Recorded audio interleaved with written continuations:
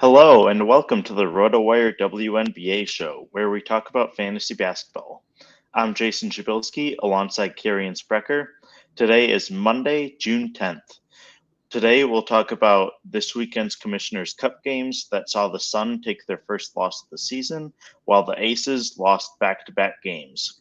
We'll also break down some players to pick up ahead of a relatively light week, and we'll finally discuss some things that we're looking forward to this week as the Commissioner's Cup wraps up. Those looking to test RotoWire's full slate of tools can visit rotowire.com/try for a free trial. And don't forget to like and subscribe wherever you're watching. If you have questions for us throughout the show, feel free to ask them in the comment section and we'll get them answered. We'll answer them on the show if you're watching live, but you can also ask them if you're watching afterward, and we'll reply with our answers in the comments. The Commissioner's Cup rolled on this weekend, and the Liberty have clinched home court advantage for the championship game in late June. Kirien, what's one thing that stood out to you this weekend? So going back to Friday, Caitlin Clark putting up big numbers after finally getting some time off, right? So the national championship for the women's college side was April 7th. The WNBA draft was a week later. Training camp began 2 weeks after that. Then the preseason games a week after that. Then Clark had to play 3 times in 5 days to open the season, and it didn't stop there. The Fever had to play 11 games between May 14th and June 2nd. I'm not trying to make any excuses for the rookie, but it was nice to see her have her best performance of her young career yet after she finally got some time off and the Fever got some practices in. On Friday versus the Mystics, she tied her season highs with 30 points and 4 steals. She sank a career-high 7 threes. For reference, the WNBA record for a single game of threes made is 9. She'll probably get there eventually. There's a long list of players who have made 7 threes in a game, but there's only 9 players who have made at least 8 threes in a game, and Diana Taurasi and Jewel Lloyd are the only ones who've done it multiple times. So she's already on the threshold of doing some crazy historic things from beyond the arc. But one of the things that has been the most consistent, her scoring has been a little sporadic, but her distribution levels have been super consistent. She's dished out at least 6 assists in 11 straight games. Turnovers and shooting efficiency remains like the biggest concern for Clark, but I feel like she's finally finding her footing at the professional level, and Friday was like a real step forward in my opinion. Yeah, and so much has been made over the past few days about the reports that, Caitlin Clark won't be on the Olympic team this year, which I'm not going to really add my takes on that because I feel like most people have said their piece already. But I think that for WNBA fans who are looking forward to watching what she can do, just the fact that she'll get a month off to rest and recover, because she's been playing really since October, November. And so getting her some rest, I think that her second half push could be really impressive. And while the Fever might not be in playoff contention if they can't get the ball rolling before the Olympic run, it could be nice to see them hopefully have some success down the stretch. For sure. The only thing I'll add about the Olympics is she might still get in. Chelsea Gray was listed on the team. She's currently dealing with an injury. There might be some replacements, things like that. But that time off is huge, right? Like, she's been playing since basically the beginning of like the NBA season way back then. And she's like a super high usage player. She plays a ton of minutes. She was constantly had the ball, and she has so many expectations for her every time she's on the court. Like I said, I don't want to make any excuses for her, but I feel like she's finally got a break in her schedule. She got to reset, and now she's full system go. Yeah, there are so many talented names on the U.S. roster. The U.S. will be so well represented at the Olympics, and Caitlin Clark will get some time to recuperate, maybe build some more chemistry with their teammates, and it should be, I think, good all around for both sides. I am starting to get a little bit nervous about the Aces in terms of what we saw this past weekend. For fantasy purposes, things have mainly stuck to the status quo. However, Chelsea Gray remains out with no timetable to return, and Jackie Young also missed Sunday's game against the Sparks due to an illness. Now, this is a team that hasn't really dealt with many injuries in their championship seasons, outside of Candace Parker's injury last year, but they had so much chemistry at that point that her absence was felt, but they were able to get through it. But this year, they've struggled to put things together. They're still championship favorites on most sports books, but I'd probably fade them at this point. A'ja Wilson is still the most dominant player in the league and can take over any game that she's in. And Kelsey Plum is also strong, but if they're without any of their key contributors down the stretch or during the playoffs, it feels unlikely that they'll be the title favorites come playoff time, given just how many other talented teams there are in the W. Yeah, Jackie Young, Kelsey Plum, A'ja Wilson, like they're all super fantastic. But I always felt like when the Aces have needed a big shot in recent years, like Chelsea Gray was the one who's hitting the mid-range jumper, or, like making a big play. So her absence is obviously felt. We don't know when she'll be back. Jackie Young, I shouldn't be like too long of an absence, but yeah, like once you start taking players off of that core four, things are going to get super difficult. And we're seeing Minnesota being a surprise team. Connecticut just lost their first game. So the WNBA as a whole, that top echelon of teams, it's more than just the Aces and the Liberty this season. So the Aces can't just coast through the regular season for sure. Yeah, absolutely. There are fewer games on the WNBA schedule than usual this week, so it's especially important to stay on top of your lineup and monitor the waiver wire. We have one question already. Myisha Hines-Allen, is she an ad? Thanks for this question, Jeff. She is an ad for me. She made the most of her increased role recently and warrants streaming consideration if Shakira Austin remains sidelined. The Mystics remain winless, but they've been very competitive over the past few games, and Hines-Allen deserves credit for helping to make that happen. Aaliyah Edwards has rightfully received a lot of the attention in Austin's absence, and she should continue to have the more prominent role if Austin remains out. However, Hines-Allen is available in the vast majority of leagues and certainly has streaming value. Her production didn't really come out of nowhere, as she was a reliable fantasy contributor earlier in her career. So it's good to see her get the opportunities to step up again because, like we talk about so many times, talent versus opportunity. Hines-Allen has the talent, and now the opportunities have returned for her. Yeah, it was kind of weird. I feel like it started like last year where she just like wasn't playing more than 20 minutes a game. And I felt like that was like really surprising to both of us. And that trend continued to start this season. She didn't play. She played 20 minutes once over the first 7 games. But since then, over her last 5, averaging 10 points, 5 boards, 2.5 assists, and a steal. Like you said, she's always had that talent, but it's just a matter of like if she can get over 20 minutes to be like a reliable fantasy producer. And it seems like she will be, though. And we've talked about Shakira Austin's injury, and we're like a little concerned with it. She's missed a lot of time now after having a minute restriction. So I feel like there is a little caveat. Like if Austin comes back, I don't know how useful Hines-Allen will be. She probably could still be like a streamer at some points, but with Austin sideline, yes, add her and start her this week for sure.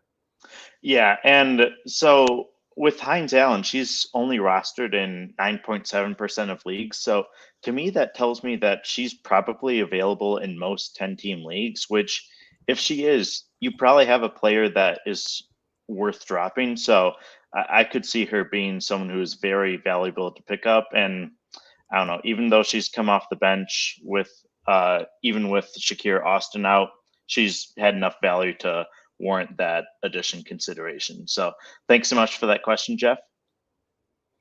Moving on, we have another question. Given Howard and Sabali are returning, would we recommend selling high on Billings, maybe for a Bree Jones or Shakira Austin, for an undefeated team to bolster a squad heading toward the playoffs? So I think that if your team is undefeated, I would definitely recommend selling high on Billings. I think that's a really savvy move because she's had the production, and we don't know how things will be down the stretch once Howard and Sabali are back. Bree Jones, to me, would definitely be the player I would target. I don't know if I would trade Billings for Shakira Austin at this point, just given Austin's limitations. But if there are other players that are available like for trading, I would potentially look into that. What do you think, Kirien? Yeah, I think we just kind of talked about the concerns surrounding Austin's, but Bree Jones is like on the other side of that. She started out the season on a minutes restriction, but she's breaking out of that right now, and she's on a really good team surrounded by players that will, make her better. So I think Bree Jones would be the move here. Selling high on Billings, like swapping 1-for-1 at this point, like would be an interesting move. I'm trades are tough for me because like it's always hard for me to pass up on such like great production that you're getting from Billings right now. But that's also a reason why other fantasy managers are going to want Billings, right? So I feel like you could probably even get Bree Jones plus another player, and be like a little aggressive or a little prudent here and be like, like I don't need to make a move. I'm the one who's undefeated, right? So you kind of like use your status in the standings to negotiate a little bit better of a trade. But yeah, like you said, Jason, like this is a super savvy move. If you're undefeated and you're looking to bolster your lineup for weeks and weeks ahead, this is definitely a move that I would make. Yeah, and maybe waiting one more week could be good, just that you can. I feel like if you're undefeated after this week, you almost guarantee yourself a spot in the playoffs. So that could help you. But yeah, there are a lot of players. A lot of times, what I'll do is I'll sort by average fantasy points when you're looking at the players available in ESPN leagues, just to see like who's out there. So even Brittany Griner, who just came back this weekend, if you're able to do a flip Billings for Brittany Griner or someone like that, maybe Tina Charles even, I think that could be really good to help you down the stretch. Thanks so much for that question, Julian. One more question that we have for now is from Nacho's Gone. How long do we think Cardoso will break out and cut off the minutes restriction? That's a good question. I feel like with this guy, with where they're at, with so many front court options, it's hard. Like there's no real like incentive. Obviously, Elizabeth Williams just went down with injury, so that could maybe speed up Cardoso's restriction. You look at Cardoso; she played 18 minutes in her debut, 12 minutes the next game, 15 minutes, and then she moved into the starting lineup on Friday and played 21 minutes. So I feel like after this week, I would probably assume that Cardoso is going to be starting regularly and playing 25 minutes. But I don't think I'm willing to say that she's going to be playing as many minutes as Angel Reese, by next week. Like I think Reese is still going to be playing 30 minutes and Cardoso will probably stick in that 25-minute range for a couple of weeks. But I don't expect her to be playing less than 20 minutes moving forward, especially with the Elizabeth Williams injury. Yeah, I think the Elizabeth Williams injury is kind of forcing the Sky's hand at this point. Maybe they would have liked to keep Cardoso on a stricter minutes limit going forward, but I think that now they kind of need to play Cardoso, and they're in an interesting position right now with Cardoso and Isabelle Harrison, both of whom are returning from injuries, but it looks like Cardoso will have the upper hand for playing time. The Sky have 3 games this week, if you include Sunday as part of this week. And then they have off from Monday until they have 3 days off next week before playing the Wings on Thursday. So I think if I'm just purely speculating, the Wings and Sky game on June 20th might be a logical game for her to kind of shed that minutes restriction because she'll have had a few days to rest and have a few more games under her belt. But I think that her minutes will only go up from here. And I don't really see it being a situation like Shakira Austin where it's limiting her in most of the games that she's in. So I think Cardoso will be able to show off her full potential sooner rather than later. It's just the Sky want to understandably be a little bit cautious at this point. Yeah, and I mean they can't be too cautious for too long, right? Like they're playing pretty well. They're 2 games below 500. Like they need to make a playoff push, and Cardoso and Reese are going to need to be big factors for them moving forward. So I think like they want to be cautious because she's young, but also like they're just going to have to try to win now. So I think you can. If I had Cardoso rostered in any leagues, which I sadly do not, I wouldn't be too concerned about it. And any game that she's playing, like I'm starting her without question. Yeah, absolutely. moving on to like more waiver wire pickups, I did highlight Isabelle Harrison, who's a forward for a Scott. We mentioned her briefly. She's rostered in 40% of leagues right now, so she's still available. The Elizabeth Williams injury opens up more playing time. But if I had Cardoso, like I wouldn't need Harrison, right? Like Harrison is someone that you pick up off the waiver wire and you stream her for a couple weeks and hopefully you get some solid production. But Cardoso is a player that you just have to trust and roll with for the rest of the season.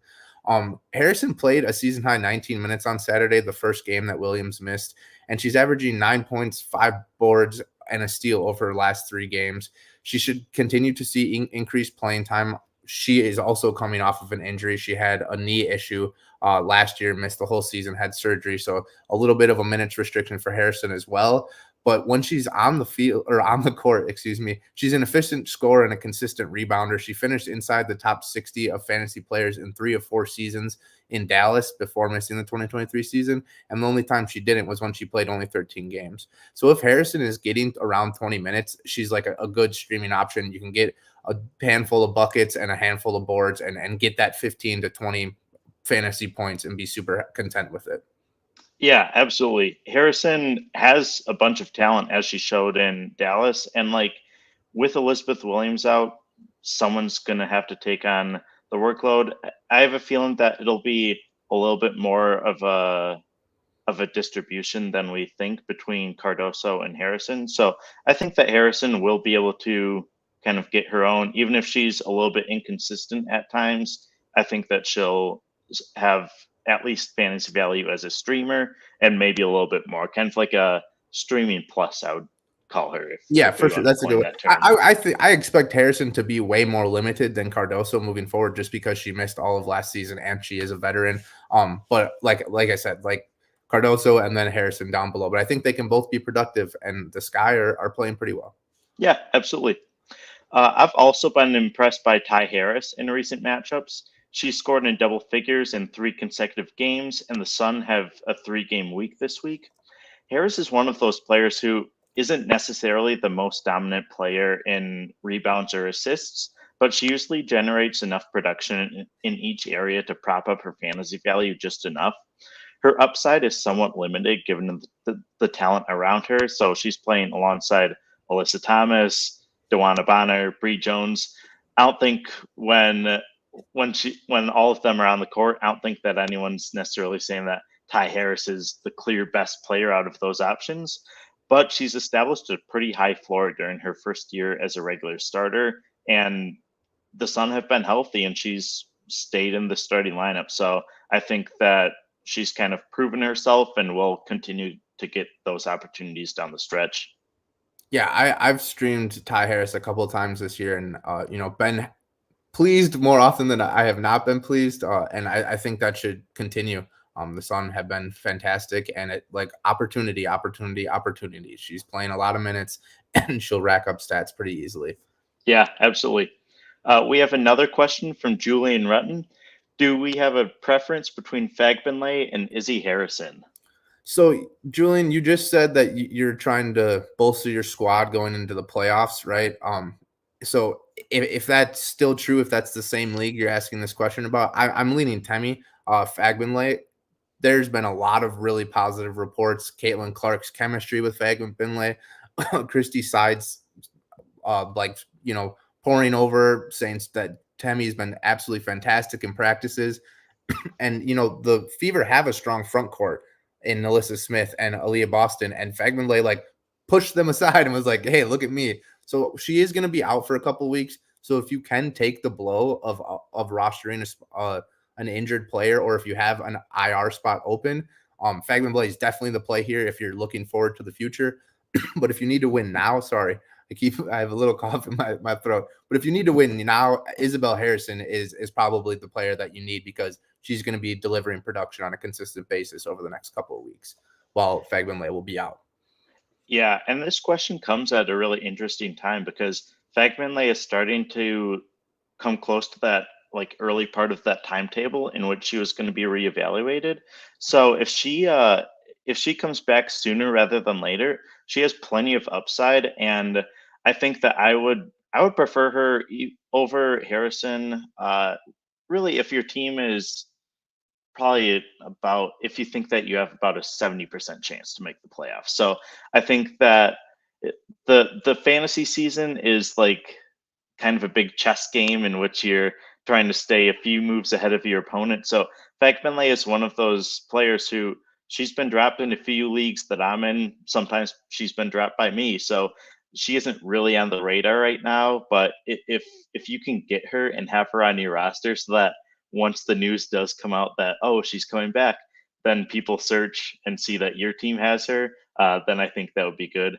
I don't think that I would trade Billings for either player if that's what you're wondering. But if Fagbenle is out there on waivers, I think that she's definitely worth picking up. Yeah, Fagbenle is on the waivers in one of my leagues, and I've just been staring at her like every day. I look at the available players. I'm like, I should pick her up. But I also have Chelsea Gray and Jordan Canada, who have both been out all season. So I just don't have the roster spot to make that move. And I'm not undefeated. Sadly, I've one loss. So she's definitely a player that I'm super interested in and would want to have as many shares as I can. But as long as you're not mortgaging your future for her and having too many injured players on your bench. Yeah, absolutely. Thanks so much for that question. We have one more from Raphael. Would we drop Alysha Clark for Aari McDonald? And what do we think Aari's role will be moving forward? So, Alysha Clark has been pretty solid, especially with Chelsea Gray sidelined. And I would assume that her production will kind of stay steady over the rest of the season, even once Gray is back in action. She's one of those players who has like a high floor but not much upside. And Aari McDonald has had double-digit ESPN fantasy points over her last 7 games, so that's been really encouraging for her. If I had to pick one, I'm probably picking Clark just because we know what she can do and she's kind of established that floor. But do you disagree, Kirien? Maybe I like the high upside that McDonald has, but there's also just so many caveats with the Sparks right now. Lexi Brown, Clarendon just came back, Kia Nurse. It's just like a hodgepodge of players getting some playing time and playing well, and then not playing well and losing those minutes to someone who recently wasn't playing well. So it's just tough for me. You look at a player like Kia Nurse, who we were raving about earlier in the season, and she's played 18 minutes, 15 minutes, and 14 minutes in her last 3 games. And that's why McDonald's is seeing a boost in minutes, So it's just like, while McDonald can bring you some big games, some big performances, at what point is Kia Nurse going to start playing 25 minutes again and McDonald drops back down? So this is just the classic like high upside versus stable question. So it really depends on like what your team needs. If you've been losing like by big margins and you need a splash, like I think you go with McDonald. If your team is pretty consistently winning and you just need a sure there's no such thing as a sure thing. I shouldn't say that. But you just want to take your 12 to 18 fantasy points every game. That's Clark, right? So it's just that classic conundrum of high upside versus stable production, and it really depends on what your team needs, Raphael.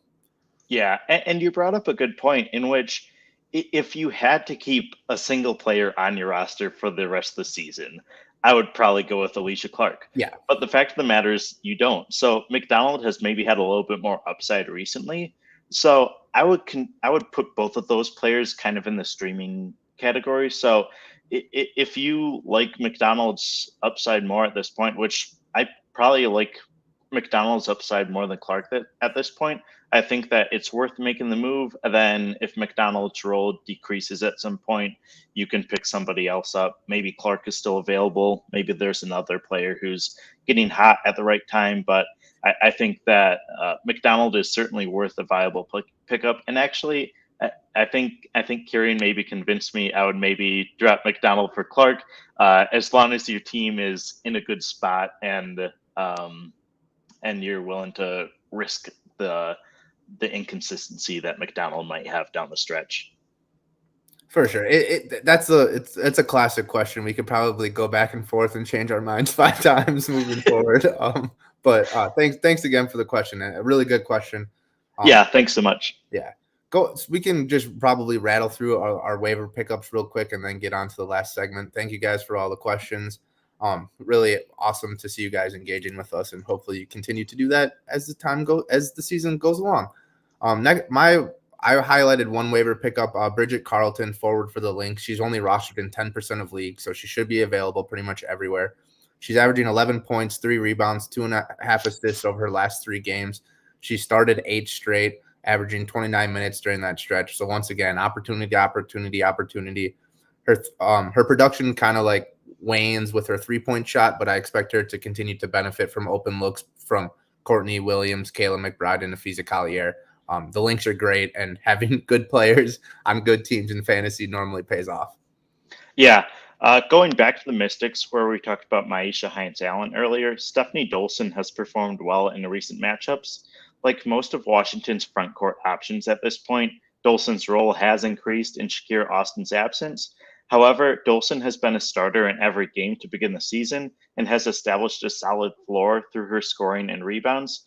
She's also had at least 1 steal or block in 9 of 12 appearances this season, so I don't think the upside is necessarily there to make her a season-long ad in 6 to 8 team leagues, but she could be considered a regular streaming option at this point, someone you're able to drop when she doesn't have games, but is also worthwhile to pick up whenever she plays. Yeah, I don't know if it's just me. Whenever I tune in to the Mystics, it seems like Dolson's just cashing threes left and right. I've only watched a couple of their games this season, but so maybe I need to watch more, and then she'll be better. But whenever I tune in, she's making hay and producing pretty well. But like you said, like probably not like a season long play, just a spot start. Hopefully she hits some threes and you can get some good solid production. Right. Sticking in the front court, I'm going to go Karlie Samuelson, forward Mystics.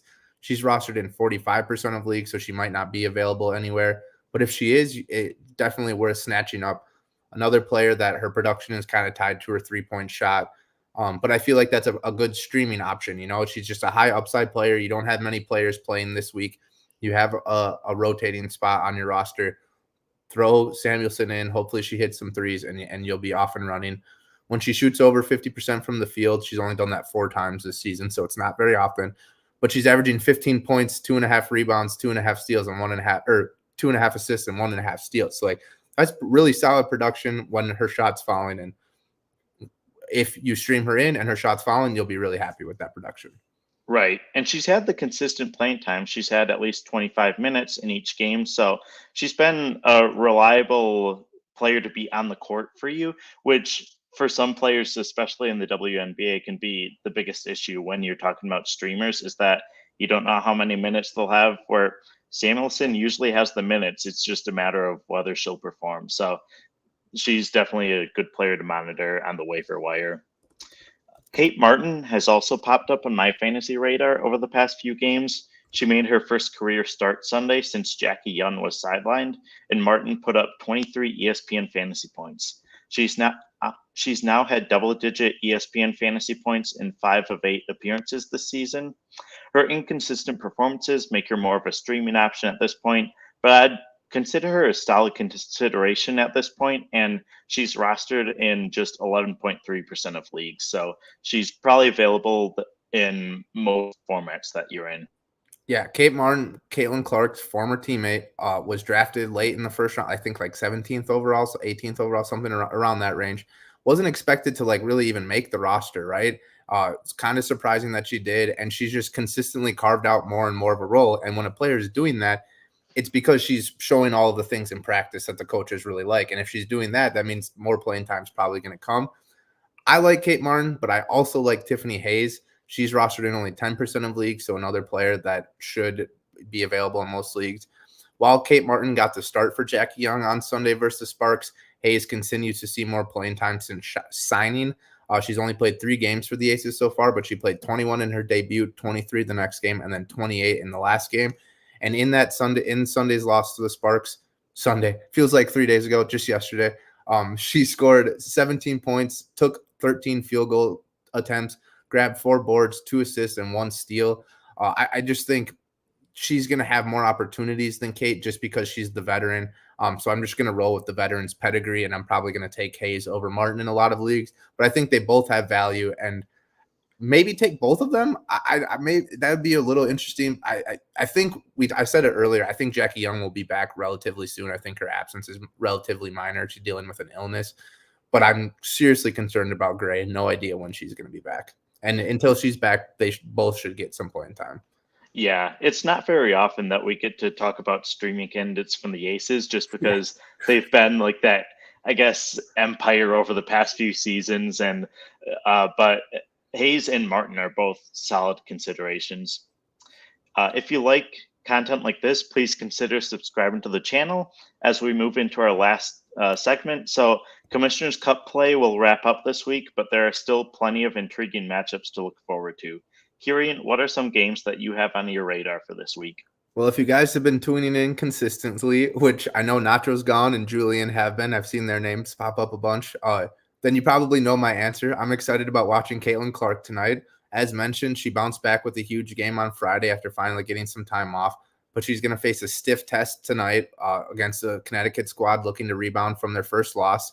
Dejanay Carrington hounded Clark in the two previous matchups between these teams, including Caitlin Clark's WNBA debut. So that's going to be super interesting matchup to watch, them going back and forth, and hopefully Clark can build off of her performance from Friday. Yeah, this is one of those games where I am not really expecting the Fever to win, but I think that it'll be a good benchmark for them to see exactly where they're at this point in the season. I'm also really looking forward to seeing the Lynx and Aces square off tomorrow night. The Aces have been kind of in a free fall over the past few games, but they beat Minnesota by 14 in their first meeting this season. The Lynx have won 4 of their last 5 games, with their lone loss during that time being a 1-point loss to the Mercury off a last-second Kalia Copper three-pointer. And so the Aces are vulnerable at this point, and Minnesota is a formidable opponent. So I think that the Lynx definitely have a chance to take this game. Yeah, for sure. I'm all in on the Lynx. I have Collier for MVP. And like you said, the Aces are vulnerable this season. So right at this current stage of the season, maybe not, I don't want to say overarching for the whole season, but they're vulnerable right now, and Minnesota's hot. So definitely an exciting matchup. Yeah. That same night, I think the Sparks versus Storm game could also be entertaining after both teams took down the Aces over the weekend. I slightly favor the Storm, especially since the game will be played in Seattle, but it wouldn't be surprising to see the Sparks make things competitive if Cameron Brink and Rickea Jackson are able to maintain their hot streaks. It feels like both teams are kind of hitting their stride at this point. The Storm have more upside, but don't overlook the Sparks in this matchup. Yeah, high upside for maybe this season, but you can make an argument that the Sparks have one of the highest upside teams like for the next 5 years with Cameron Brink and Rickea Jackson playing so well.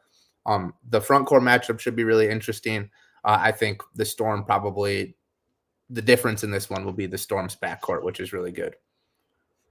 For my last game before we will be back on the air on Friday, jumping all the way to Thursday, we got Brittany Griner versus A'ja Wilson. Brittany Griner is back, played a bunch of minutes in a double OT game, played really well in that game. Should be all systems go, and A'ja Wilson is just seemingly getting better. I don't know how she does it, but she does. So the battle of two titans should be must-watch TV on Thursday. Yeah, for as much as we've talked about the Aces' quote-unquote struggles recently, A'ja Wilson looks like the clear MVP frontrunner at this point, and it's always fun to see what she'll do. And going up against Brittany Griner should be an entertaining matchup, definitely. Yeah, I need Chelsea Gray and Jackie Young to get back, so A'ja Wilson can't put up all of these numbers, so Collier can win MVP. No, I don't. No disrespect to A'ja, but I'm just cheering for my own bets on this one, being a little selfish. Yeah, it feels like the Aces kind of need to have a reckoning at some point in which they've been able to not necessarily coast through matchups over the past few years, but they've handled their opponents pretty handily over during their back-to-back run, and now they need to kind of put their pedal to the metal and actually start paying attention to the road again. So once the Aces get back on track, it should be really fun to watch. For sure. Mm-hmm. That does it for our Monday show. Thanks so much for watching. We'll be back this Friday at 1 p.m. Central. Thanks for joining us.